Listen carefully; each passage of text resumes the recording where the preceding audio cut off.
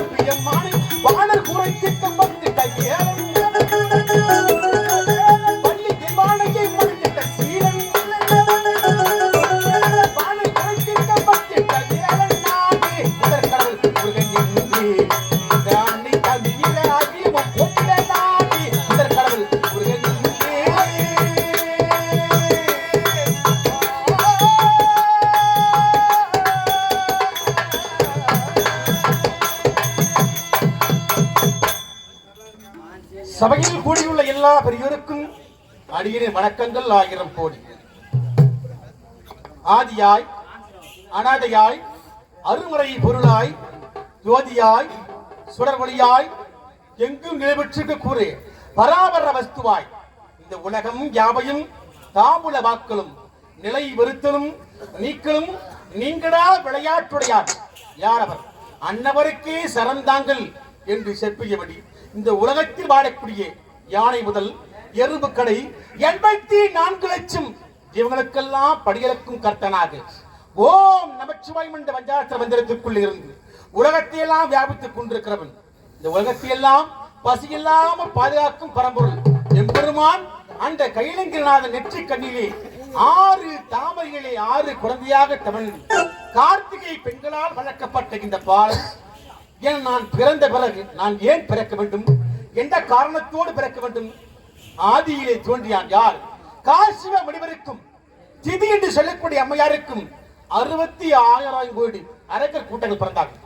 அதே காசிவ முனிவருக்கும் அதிதி என்று சொல்லக்கூடிய பெண்ணுக்கு 33 கோடி தேவர்கள் இந்த பூமியை ஜனித்தார்கள். தேவருக்கும் அரக்கருக்கும் ஆதியிலிருந்து பகையாக இருந்தது. அதனால் அந்த அரக்கையின் தலைவன் சூரபத்மன் தாருகன் சிங்கமகாசூரன் அஜமகி பானுகுமணி இப்படி சொல்லக்கூடிய அரக்கர் கூட்டமெல்லாம் என் தந்தையாகி சிவனை கோரி அரக்கர் கூட்டம் இனிவரும் காலமெல்லாம் அழியாமல் இருக்க வேண்டும் என்பதற்காகவே அரிய பெரிய வரங்களை பெற்றார். என்ன வரம்? இறைவா எங்களுக்கு சாகா வரம் வேகா உடல் போகாத செல்வம் இவ்வரத்தை தர வேண்டும் என்று கேட்டவைக்கு பிறப்பு ஒன்று இருப்பாயானால் ஒவ்வொரு உயிருக்கும் இறப்பு நிச்சயம் இருக்கும். ஆனால் இதை தவிர வேற எந்த வரம் வேண்டுமானால் கேளுங்கள் நான் தருவதற்கு காத்துக் கொண்டிருக்கிறேன் என்று சொன்னவுடனே அப்படி மரணம் எங்களை நெருங்க வேண்டும் என்றால் ஒரு முகம் படைத்த சாதாரண மானுட பூச்சிகள் இவர்களால் மரணம் வரக்கூடாது. 2 முகம் படைத்தவன் யார்? அவன் தான் அக்னி தேவன். 3 முகம் படைத்தவன் யார்? அவன் தத்தாத்திரியன். 4 முகம் படைத்து உலகையெல்லாம் படைக்கிறான் பிரம்மதேவன். அவனாலும் எங்களுக்கு மரணம் வரக்கூடாது. யார் வந்து கேட்டாலும் இல்லை என்று சொல்லாமல் வாரி கொடுக்கின்ற வள்ளல் என்னவரை கேட்டால் இல்லை என்று சொல்லுகின்ற தட்டானின் விரைவெடுத்த 5 சிரம் படைத்த ஈசா உன்னாலும் எங்களுக்கு மரணம் வரக்கூடாது என்று வரத்தை பெற்றுடனே நமக்கு மரணமே வராது என்ற தானென்ற ஆணவத்தோடு தேவரை எல்லாம் சிறைபிடித்துக் கொண்டே வந்தார்கள். அப்படி சிறைபிடித்தவுடனே தேவர்கள் குறைத்திருக்க வேண்டும் என்று எல்லோரும் ஓடி வந்து ஒன்று கூடினார்கள்.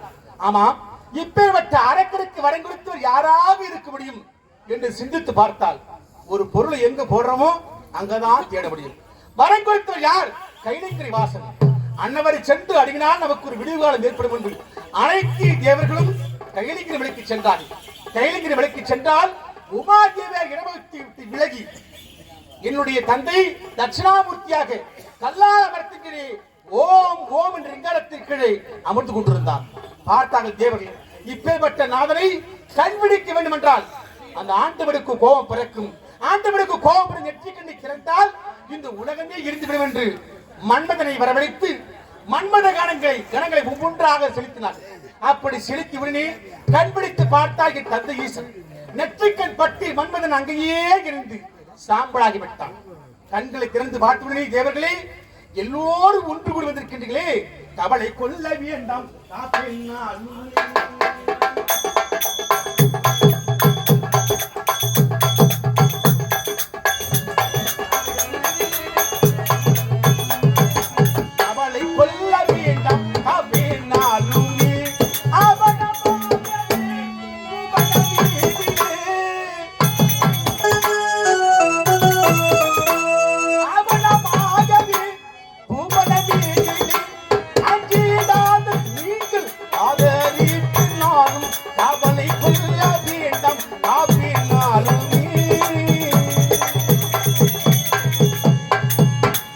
சுவாமி, ஆதரிக்க யாரும் இல்லாமல் அனைத்து தேவர்களும் உங்கள் பாதாள கவலங்களை என்றிருக்கிறோம்.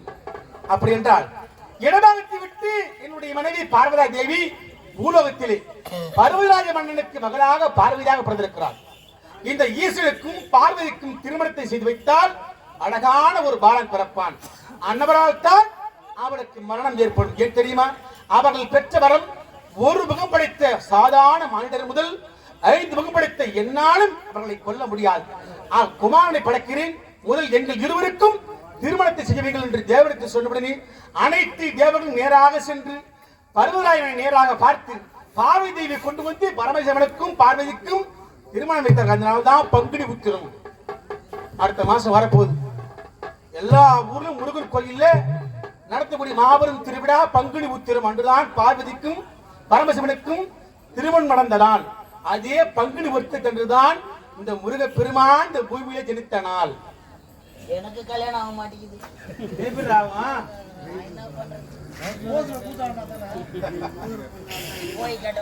அப்படி திருமணம் படித்தவனே தஞ்சாவட்டவர் ஈசன் கண்களை திறந்து பார்த்தார். சரவணை பொய்கையிலே 6 தாமரையிலே 6 குழந்தையாக பிறந்த தஞ்சை வேலன்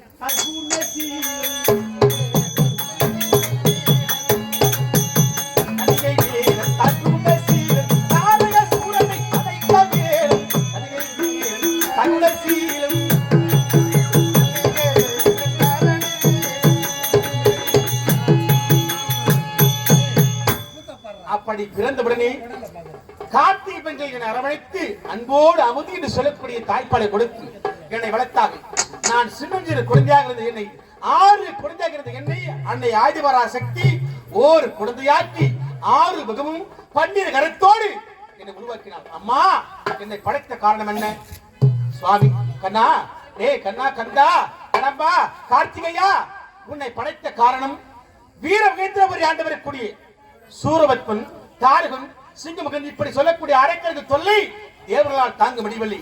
அந்த அரக்கர்களை கொல்லத்தான் உன்னை படைத்திருக்கிறோம். நான் எனக்கு சிரித்தேன். என்னமா இது? உலகத்தை எல்லாம் மாட்டி படைக்கும் சக்தி பட்டவள் நீ, உன்னாலும் கொல்ல முடியாத அந்த அரக்கர்களை ஏன் உங்களுக்கு இடபாகத்தில் வைத்துக் கொண்டிருக்கிறார் என் தந்தை. அவரால் கொல்ல முடியாத அரக்கர்களை நான் சாதாரண சின்னஞ்சிறு குமாரன் இந்த கந்தன் எப்படியம்மா கொல்ல முடியும்? அவர்கள் பெற்ற வரும் அப்படி ஒரு முகம் படைத்த சாதாரண மனிதர் முதல் 5 முகம் படைத்த உன் தந்தையால் கொல்ல முடியாத காரணத்தினால்தான் தத்புருஷம், அகோரம், தாமதேவம், சத்யோஜாதம், ஈசானம் என்று சொல்லக்கூடிய 5 முகத்தோடு சேர்த்து ஆரோகணம் என்று சொல்லக்கூடிய 6வது முகத்தோடு உன்னை படைத்திருக்கிறோம். உன்னை படைத்தனால் தானப்பா இது காரணத்துக்கு இருக்கிறது. அப்படி என்றால் நான் இப்போது நிராதபடியாக இருக்கிற தாய். அரக்கருக்கு வில், வாள், கதை, இப்படி சொல்லக்கூடிய 32 ஆயுதங்கள் எல்லாம் இருக்கிறது. ஆனால் நான் சின்னஞ்சிறு பாலகன், ஆயுதம் இல்லாமல் இருக்கிறேன், துணை இல்லாமல் இருக்கிறேன். எப்படியாமா போக முடியும்? உனக்கு துணையாக 9 குமாரர்களை படைக்கின்றேன். அவர்கள் தான் நவகுமாரர்கள். வீரபாகு முதல் அனைவரும் 9 குமாரர்களை படைக்கிறார்கள். அப்படி படைத்து விட்டாலும் ஆயுதம் இல்லாமல் இருக்கிற தந்தையே, தாய் என்று கேட்டவர்கள் அன்னை ஆதிவரா சக்தி தன் சக்தியெல்லாம் ஒன்றாக்கி கரத்தில் இந்த வேலை கொடுத்தால் அந்த வேலை பிடித்த கன்னிகை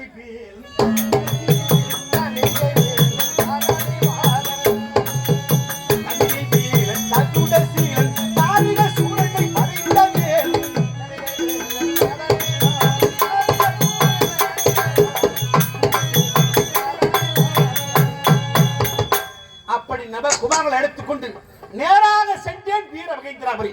பார்த்தால் அழகான ஒரு மலை.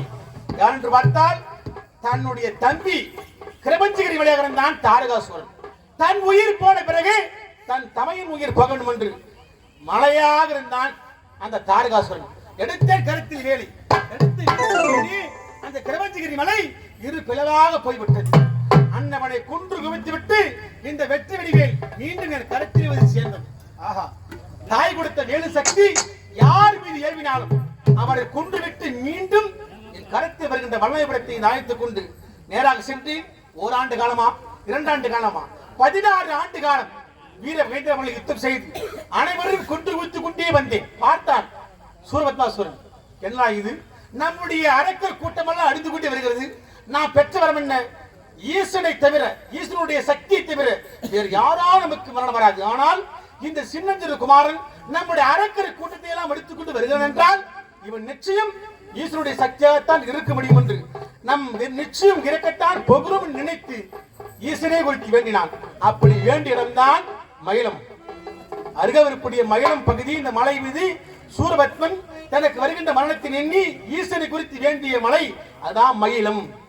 அந்த மயிலம் பதிலே ஈசனை குறித்து வேண்டினான். அப்படி வேண்டியபடி எடுத்தேன் வேலை. இது பிளவழித்தேன்.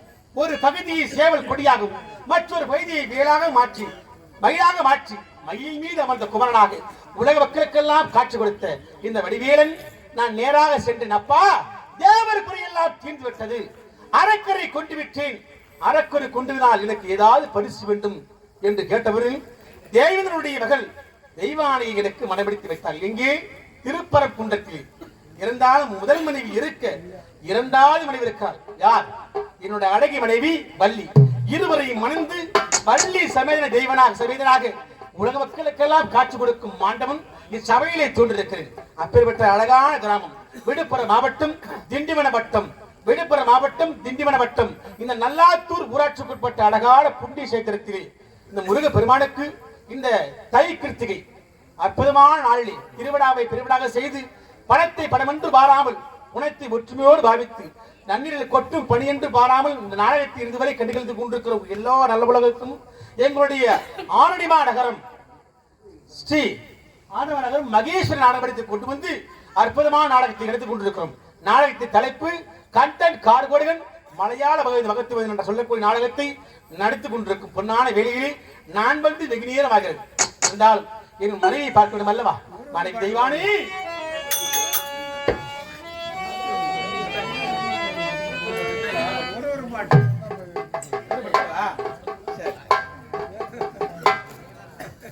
அருமை அண்ணன் அவருக்கு வேண்டுதலுக்கு இணங்கி முருகப்பெருமானுடைய பாடம். நீ எல்லாம் தெய்வமில்லை எனது நெஞ்சே நீ வாதுமில்லை முருகா. நீ எல்லாம்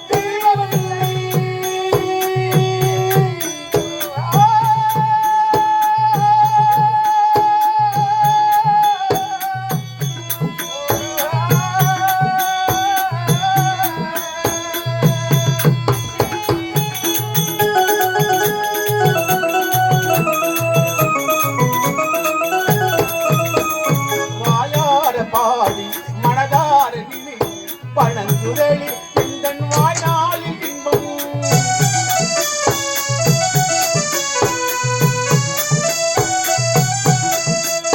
வாயார பாடி மனதார நினைத்து வனசுழலி எந்தன் வாய்நாளில் இன்பம் தூயா புருதா மாயோர் மருதா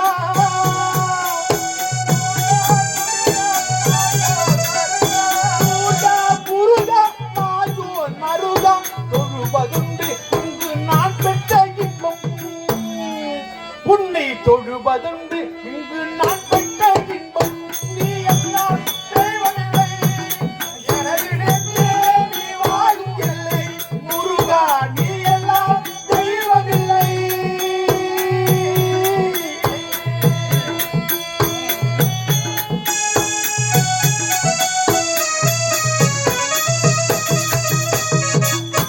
சரி நான் வந்து வெகு நேரமாகிறது ஆண்டவன் எப்போது வருவான் வருவான் என்று என் அருகாமல் இருக்கக்கூடிய என்னுடைய காவல் காவல் அண்ணவனை பார்க்க வேண்டும் டாய் காவல்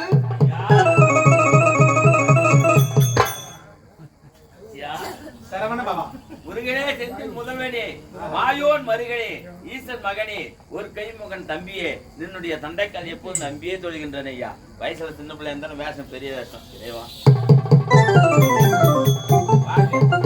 அந்தாய் என்று கருணையோடு வெள்ளினாள் எப்பேற்பட்ட பாவியாக இருந்தால் இந்த கருணை கடவுள் அன் முன்னே தோன்றி அரோகரா அரோகர் என்று ஆரோகணத்தை மாற்றி உச்சாரம் செய்தால் மும்மூர்த்திகள் மூன்று விதமாக இருந்தாலும் இருமூர்த்தியில் ஒரு மூர்த்தி நீங்கள் தான் ஐயா ஏன் தெரியுமா முருகா என்றால் மூ என்றால் முகுந்தன் முகுந்தன் ரூ என்றால் ருத்திரன் கா என்றால் கமலம் கமலம் என்றால் தாமரை அப்படி மும்மூர்த்தி தேவர்கள் கமலம் யார் இருப்பார் பிரம்மதேவன் இருப்பார் பிரம்மதேவன் அப்படி மும்மூர்த்தி தேவரின் ஒன்றாக நடந்த ஆண்டவன் நான் அதனால்தான் முருகு முருகு என்றால் அழகு அழகு என்றால் தமிழ் தமிழுக்கும் இந்த முருகனுக்கும் ஒரு ஒற்றுமை இருக்கு என்ன தெரியுமா சொல்லுங்க ஐயா கசட தவற எரள வயல நமன ஞமன எப்படின்னா 6 எழுத்துக்கள் இருக்கு ஆமாங்க எப்படி தமிழ் தமிழ் எழுத்து 6 எழுத்துக்கள் இந்த 6க்கும் முருகனுக்கும் பெரிய ஒற்றுமை இருக்கு என்ன தெரியுமா என்ன ஒற்றுமை எந்த வார்த்தையை உச்சாரம் செய்தாலும் இந்த வல்லினம் மில்லினம் இடையினம் தப்பு யார் சொன்ன தமிழ் வார்த்தை யார் சொன்னது எத்தனை இருக்குது ஏய் உயிரெழுத்து 12 மெய்யெழுத்து 18 உயிர்மை எழுத்து 216 மொத்தமா மொத்தம் 1001 ஆக மொத்தம் 247 எழுத்து வாங்க மேடம் வாங்க உயிரெழுத்து எத்தனை எத்தனை 18 அதான் அதேதான் எப்படி சொன்ன தப்பியா நான் தான் தப்பா சொல்றேன் உயிரெழுத்து என்ன அதான் உயிர் கொடுக்குறது ஏய் அதான் உயிர் எழுத்து உன் பேர் என்ன சத்தியசீலன் சத்தியசீலன் சா சா இச்சு பிளஸ் ஆ சா இச்சுடா இச்சு பிளஸ் ஆ கூட்டினா சா சா இச்சியசீலனா ஏய் சாவை பிரிச்சனா வரும் சாவை பிரிச்சா என்ன வரும் இச்சு பிளஸ் கூட்டல் ஆ சா அந்த ஆ வருது அதான் உயிரெழுத்து அந்த உயிரெழுத்து 12 யார் தெரியுமா யாரு என்னுடைய கண்கள் பார்த்தேன் 6 முகம் என்னடா ஆமா 6 முகம் எத்தனை கண்ணு எத்தனை கண்ணு 6 முகத்துக்கு எத்தனை கண்ணு ஏய் ஒரு முகத்துக்கு 2 கண்ணு 2 கண்ணு அப்ப எத்தனை கண்ணு வரும் 12 வருது போகுது இந்த எழுத்து எத்தனை வருது போகுது 12 வேற வேஷமா இருந்தா நான் ஜாட்டை பின்னு பின்னு அதனால தான் சட்டி மட்டும் மாட்டி கொண்டு வந்திருக்கேன் டேய் மெய்யெழுத்துக்கள் 18 அப்படின்னா என்ன அப்படின்னா நான் கேட்டா கேள்வி யாரு பதில் யாரா நான் தான் கடவுள் நான் தான் உன்னை கேள்வி கேட்கிறேன் ஆமா சாமி நீ திருப்பி என்னையே கேள்வி கேட்கிறேன் சாமி எங்களால கஷ்டமாக்குதுன்னு யாராண்டு வந்து முறையிடுறோம் என்கிட்ட தான் முறையிடுது அப்ப நீங்க தான் எல்லாத்தையும் சொல்லி தரணும் ஆண்டவனுக்கு தோள்கள் எத்தனை ஆண்டவனுக்கு தோல் எல்லாருக்கும் இந்த பக்கம் ஒண்ணு இந்த பக்கம் ஒரு முகத்தை எத்தனை தோல் இருக்கும் ஒரு முகத்துக்கு வந்து 2 அதான் நீ கம்முனரா தெரியும் இல்ல எனக்கு நான் சொல்ல போறேன் அவங்க அவசரப்படுறேன் வாடா 6 முகமான எத்தனை தோள்கள் 2 12 சொல்ல போறேன் நீ யார் சொல்ற 12 என் மனைவி இருக்கிறார் அல்லவா யாரு வள்ளி தெய்வான தப்பா சொல்லிட்டேன் அவனை பொருள் எங்க அக்காவை அறிவற்றவன் அப்படி தோள்கள் எல்லாம் சேர்த்தால் மட்டும் 18 தோள்கள் 18 தோள்கள் 6 முகமும் 12 கரமும் எப்படி ஆறு பக்கமும் வந்துட்டு தானே ஏய் அறிவற்றவனே. ஆறு பக்கமும் ஆ. பண்டு கரத்தோடு ஆ. வெற்றி வேலை கரத்தில் பிடித்து பிடித்து மயில் மீது அமர்ந்து ஆ, பள்ளி தெய்வ சமேதனாக ஆ. உலக மக்களுக்கெல்லாம் காட்சி கொடுக்கின்ற ஆண்டவன். ஐயா ஆ. ஒரே ஒரு டவுட் டேய், டவுட்டா? இல்ல இங்க வாடா, இங்க வாடா, இங்க டேய், வாடா. ஒரே ஒரு நம்ம சந்தேகம். பேசிட்டு. ஒரே ஒரு ஏய். சந்தேகம். சந்தேகம். இப்போ பள்ளிக்கூடம் போறோம். ஆமா அங்கெல்லாம் எல்லாம் மாறி போச்சு. இங்கிலீஷா மாறிச்சு, இந்தியா மாறிச்சு. ஆமா பேங்குக்கு போறோம். ஆமா ஒரு பாமா தமிழ் இருக்குதா? கிடையாது. எல்லாம் ஹிந்தியும் இங்கிலீஷ்ல தான் இருக்குது. ஆமா சாமி. ஆ? கடவுள். காலேஜுக்கு போறோம். ஆமா. அங்க என்ன இருக்குது? அங்கே ஹிந்தி இங்கிலீஷ் எல்லாம் அப்படி கிடக்குது. அப்போ கடவுள் வாடகை அப்பா தமிழ் வாழக்கூடிய ஒரே ஒரு இடம் ஆமா இந்த நாடக மேடையில் தான். ஆமா சாமி. நம்முடைய சாமி. நாடக மேடையில் நம்ம நடக்கிறது தான் தமிழை வாழ வைத்து கொண்டிருக்கிறோம். ஆமா சாமி. ஒரே ஒரு சரி. கேள்வி. ஆ. ஒரே ஒரு கேள்வி என்னடா சாமி. கேள்வி? சாமி மயில் மேல ஏறி வரேன்னு சொல்றீங்க. ஆ. ஏன் டூ வீலர்ல 2 பேர் வந்தோம், பஞ்சர் ஆயிடுச்சுன்னு பஞ்சர் கல்ல பஞ்சர் போட்டுன்னு வந்தேன். ஆ. மயிலுக்கு பஞ்சர் ஆயிடுச்சுன்னா எங்க போய் பஞ்சர் போடுவேன்? அறிவற்ற முண்டமே. மயில்னா தரலையா வரும், ஆ. ஆகாயத்துல பறக்கும். அப்ப முள்ளக்கிக்காக ஆகாயத்துல முள்ளு இருக்குது. மரத்துல அடிச்சு போவாதா? ஏய், என் உலகம் உங்க உலகத்தை தாண்டி அது ஹைட்டாக பேசுறோம், நீ பேச கூட கம்முனு. அறிவற்றவன் இருந்தால் ஆ. ஏய், ஆமா. இது காவல் இருக்கின்றேன். ஆமா என் மனைவியை பார்க்க வேண்டும். ஆமா சாமி. அப்படியே மனைவியை பார்த்து என் மனைவியை பார்க்க வேண்டும். ஆமா சாமி. முதல் மனைவி ஆ. 30 கோடி தேவர்கள், ஆ. 40 ரிஷிமார்கள், ஆ. கிண்ணறர், ஆ. கிம்புடரர், ஆ. சித்த வித்தாளர்கள். பலே ஆ அச்சன் கோயிலா இது? வணக்க தோசம் அப்படி அனைவரும் சூழ திருப்பக்குன்றத்திலே மனமெடுத்தவன் நான் தான். அப்பேற்பட்ட மனைவியை பார்க்கிறேன். திருப்பரங்குன்றத்தை பத்தி மட்டும் பேசக்கூடாது இந்த நேரத்துல. ஏன் என்னடா? திருப்பரங்குன்றம் எந்த ஒரு சூழ்நிலையில மாட்டிங்குதுன்னு தெரியுமா உனக்கு? எந்த சூழ்நிலை இப்ப இருக்குது? 2 சூழ்நிலை மாட்டி கொண்டிருக்கிறது. எப்படி? அங்க முஸ்லிமுக்கும் பங்கு இருக்குதுன்னு சொல்றாங்க, இந்துக்கும் பங்கு இருக்குன்னு சொல்றாங்க. மலை மேல மலை மேல எல்லாரும் தமிழர்கள் தான்.